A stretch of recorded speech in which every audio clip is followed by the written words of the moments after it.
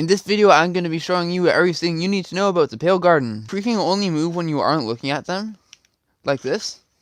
But as soon as you look at them, they freeze. You can also open your inventory while looking at creakings. They only spawn during nighttime. When you hit creaking, it doesn't do any damage, but it does show you these orange resin particles that lead you towards the creaking heart. Resin clumps should appear on the tree with the creaking heart, but make sure not to look away from the creaking. When something blocks your line of view from the creaking, then it can move towards you. To defeat the creaking, you need to break the creaking heart here.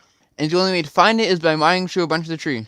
It should be around where the resin is, and once you found it, you just have to destroy it. And that's how you defeat a creaking. And if you mine a creaking heart with a silk touch axe, you do get it. Now, feel free to collect all the resin. Resin blocks essentially function as a raw ore, which means they can be turned into blocks of resin, melted, and you can add as an armor trim, and turn into resin bricks if you have 4 of them. And using a stone cutter, it can be turned into its variants, which included chiseled resin bricks, which have their own unique pattern. The pale oak blocks look like. Here's your pale oak log. Here's your stripped pale oak log. This is the pale oak wood made from 4 pale oak logs. This is the pale oak planks. And here's the pale oak door and pale oak trapdoor. And here's what 2 pale oak doors look like together.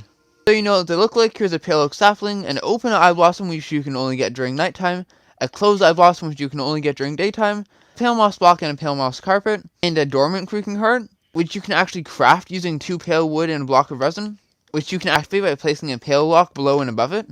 This also works with stripped pale logs. Here's pale oak leaves and pale hanging moss. Hope you enjoyed the video. Here's one on how to start your first mob farm.